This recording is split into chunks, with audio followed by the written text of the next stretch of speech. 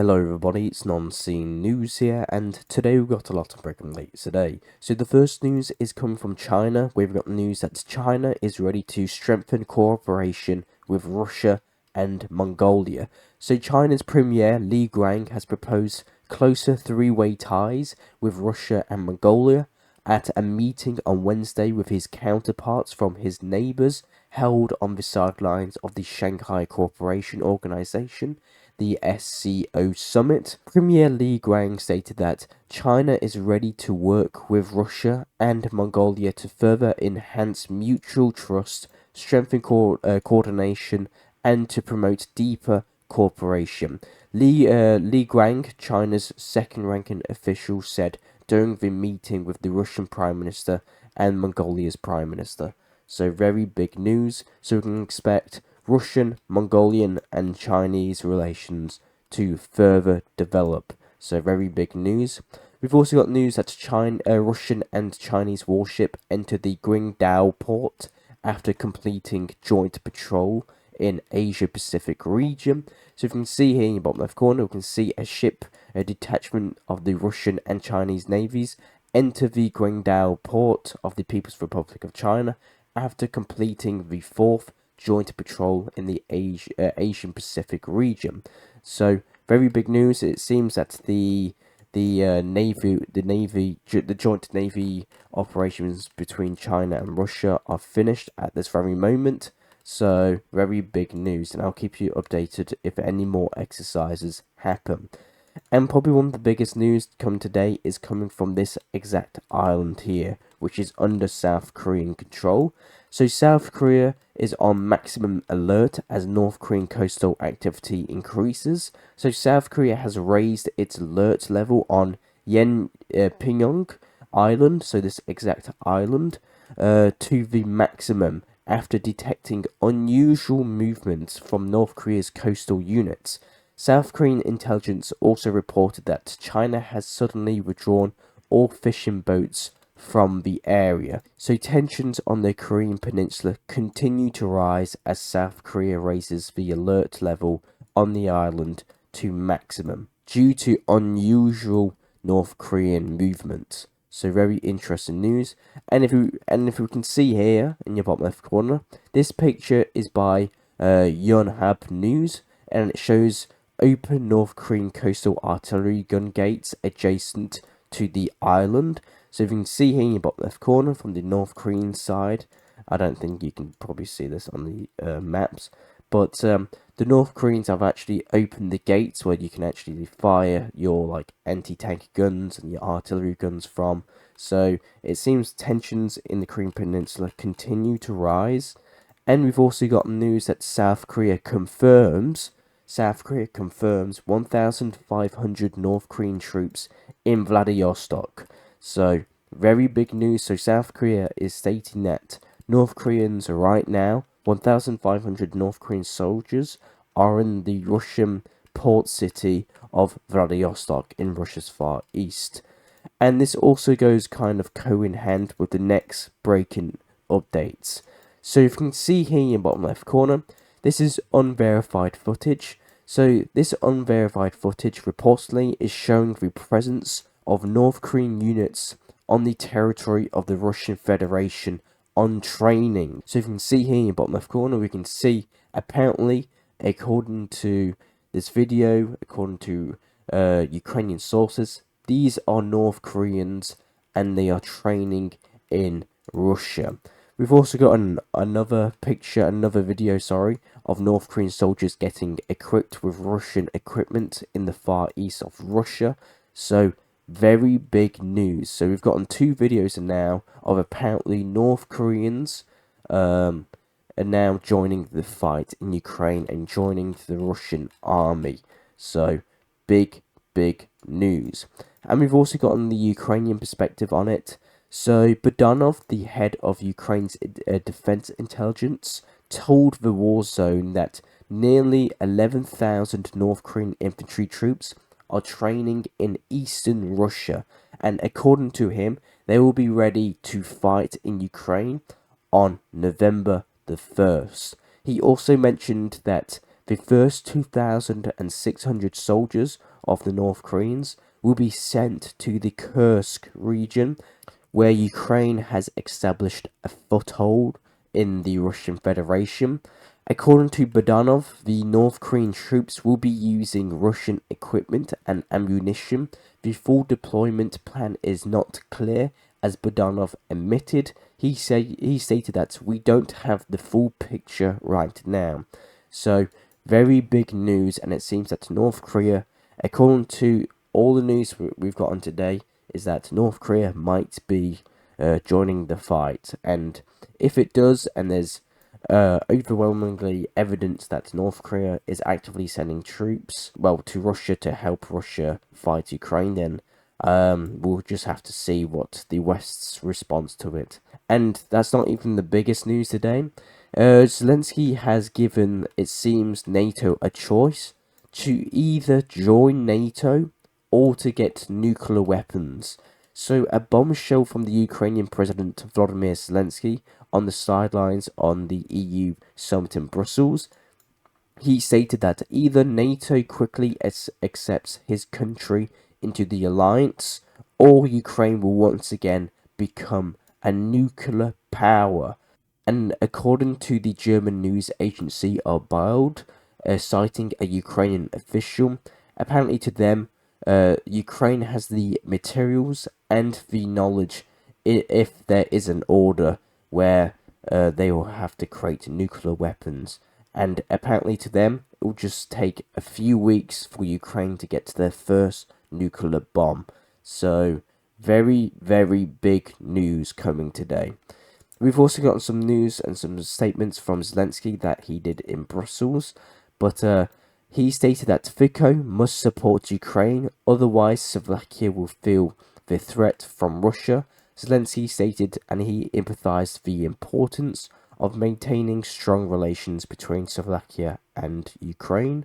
While he wishes for peace for the Slovak people, he warned that if Putin isn't stopped, no one is safe, according to the President Zelensky. We've also got news that today Ukraine side signed a security cooperation agreement with Greece. So he stated, Zelensky stated that since the start of the full-scale Russian invasion of Ukraine, Greece has been providing military support to Ukraine, including material and training assistance.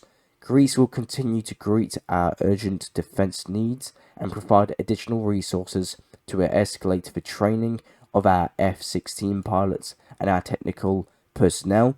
Thank you, Greece, for all your support in defending our country and its people, Zelensky stated. If you can see here in the bottom left corner, we can see the two officials sign the security cooperation between the two countries. We've also gotten some more statements from Zelensky that most EU partners have supported our victory plan. Zelensky stated, the plan includes military and economic measures. Refusal to support it shows weakness before Russia. So this was stated by Zelensky. And we've also got news that Norway will soon supply Ukraine with 6 F-16 fighter jets. According to the Ukrainian Defense Minister Rustem Umanov, he stated he didn't actually specify the exact date of these Norwegian F-16s arriving in Ukraine, but he just stated that Norway will be delivering 6 F-16 fighters to Ukraine soon. We've also got news that Switzerland has decided to supply Ukraine with 3 demining machines. And the last news coming from Ukraine is coming from some statements from the former Commander-in-Chief of the Ukrainian Army, Zaluzhya. So, according to Zaluzhya, the former Ukrainian Army Chief, he stated that if it is necessary to call up women to save Europe from war, we will definitely do so. So, big news. And now let's turn our heads to the Republic of Belarus, where we've got news coming from the President Lukashenko. So President Lukashenko stated that Belarusians must be present at any negotiations to resolve the Ukraine war. This is our issue too, and I don't want decisions made without us that could affect our country. So this was stated by Lukashenko the president of Belarus. Now let's turn our heads to Hungary, where we've got news that Zelensky's victory plan involves escalating the war and drawing NATO countries into a conflict, says the Hungarian Prime Minister's advisor. And now let's go to the Czech Republic, where we've got news that the Czech Ministry of Interior is quote-unquote overwhelmed with citizenship applications, and an increased number of foreigners are striving to obtain Czech citizenship. Last year, 5,254 people submitted applications, which is about 9% more than previous year. Compared to 2021, the number of applications to obtain the Czech citizenship has increased by 36%.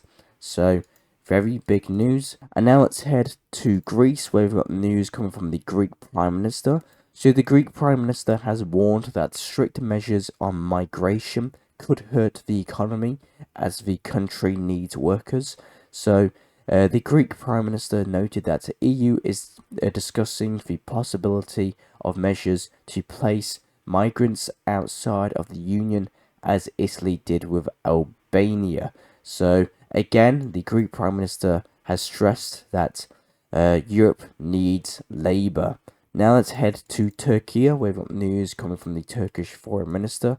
So the Turkish Foreign Minister stated that an Israeli-Iranian war is highly likely, and Turkey must be ready for a regional war. So this was stated by the Foreign Minister of Turkey. And now let's head to Israel, where we've gotten some breaking news that Israel has just killed the Hamas leader of Yahya Sinwar. So Israeli soldiers reportedly clashed with 3 Hamas members in the area of Rafah. So this is city here of Rafah during a patrol. So 2 tank shells were fired. Following the clash, 3 Hamas members were killed. When the Israeli soldiers went to examine the bodies, they realized that one of them resembled Yahya Sinwar, and Hamas has officially confirmed the death of its leader, Yahya Sinwar, and later the Israelis have actually published a video of the last moments of Sinwar's life, and later his body. So obviously I can't show you his body on YouTube, but I can show you his last moments. So you can see here in your bottom left corner, we can see a drone entering a building in the Israeli city of Rafah, where you can see the actual Hamas leader sitting on a chair. So he seems to be holding a pipe, it seems. So when the Israeli drone actually got closer to him, he tried to throw a pole at it, it seems, and try and like down the drone, but it seems that he missed. And later the Israelis posted his body, and he was confirmed killed. So that's some news. And later, well, just now, Benjamin Netanyahu has just stated that I stand before you today to inform you that Yahya Sinwar has been eliminated, and he said that the war is not over yet, the mission is not yet completed. So obviously he still wants the hostages back. So very big news. We have also got news that the US intelligence actually aided in the assassination of Hamas leader of Sinwar. So Biden stated that American intelligence at his direction helped Israel track down the location of the eliminated head of Hamas. So apparently the American intelligence, according to Joe Biden, had some involvement in his killing. But later, Kamala Harris has just commented on the death of the Hamas leader, Yahya Sinwar, and said that justice has been served. So Kamala Harris stated on the death of the Hamas leader that justice has been served. And we've got some news that coming from Biden that apparently he knows when Israel will respond to Iran, but will not disclose the details. So, coming from Biden, he stated that I know how and when Israel will respond to Iran, but I will not disclose the details. So, according to Joe Biden, it's officially confirmed that Israel will respond to Iran. and he apparently knows when and where. So big news.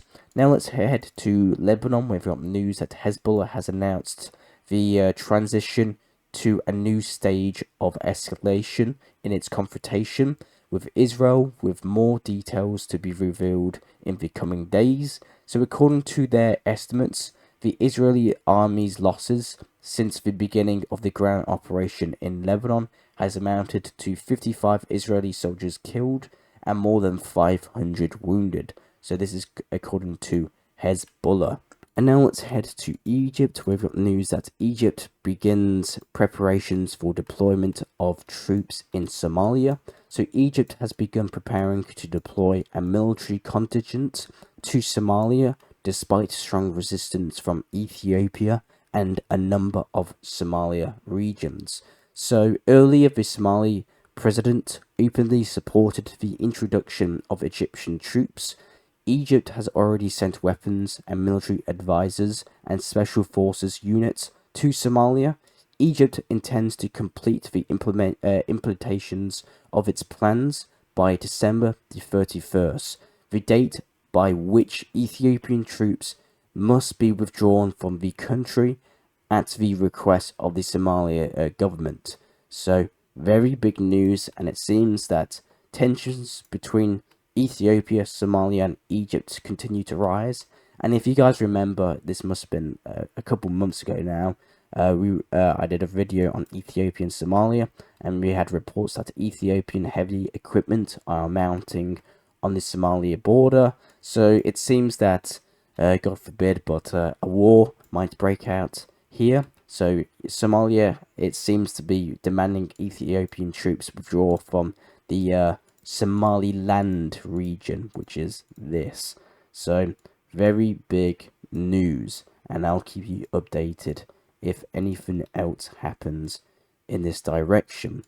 So now let's head to Nigeria. We've got news that Nigeria is to roll out new malaria vaccine. Nigeria will become one of the first countries to roll out new malaria vaccine after receiving a first batch of 846,200 doses developed by scientists at the University of Oxford in England.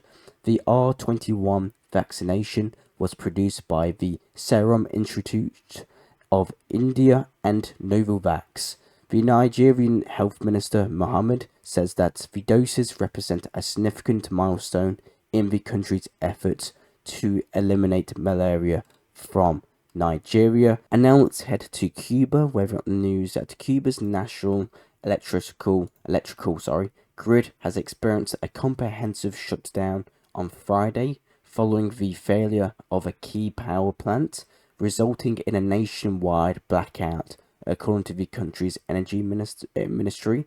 So a comprehensive shutdown of an energy grid happened, and now as a result there's been huge blackouts in Cuba. So very interesting news, and I'll keep you updated on that.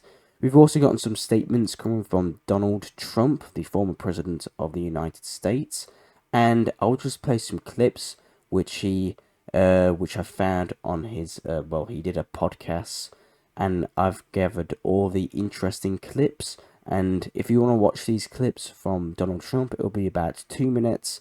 Here you go. But if you don't want to watch them, just skip ahead. People say that. A lot of people say this will be our last election. You know, you've heard that too. I listen for it's so bad what they're doing to our country on the borders. It's so bad what they're doing with the money, the billions and billions of dollars. I think Zelensky's one of the greatest salesmen I've ever seen. Every time he comes in, we give him $100 billion. Who else got that kind of money in history? There's never been. Mm. And that doesn't mean I don't want to help him, because I feel very badly for those people. But he should never have let that war start. That war's a loser. Tanks running around. What's going to happen to Iran with you by the end of your administration? I'm not asking. I would like to see Iran be very successful. The only thing is they can't have a nuclear weapon. Are you okay with the same administration and way of governing stays, or Would you like to see it go back to the 70s when Shah's was running it and Iran was one of the top 3 countries in tourism? We can't get totally involved in all that. I mean, we can't run ourselves. Let's face it. Sure. Patrick, we can't run ourselves. You put sanctions, they don't have, the people are going to turn and flip on them. It's not going to be a... Very interesting statements from Donald Trump there. And the last news is coming from Sydney, Australia, where we've got news that King Charles and Camilla have arrived in Sydney ahead of their 6-day tour in the land down under in Australia. So King Charles has arrived in Australia for a 6-day tour around the country. So very interesting news. And that's all the news I actually have for you today. I am Non-C News. I'll try and provide you news that medias around the world do not show you. I do these videos hopefully daily, so consider subscribing and liking. Thank you very much for watching, and I'll see you all later. Bye.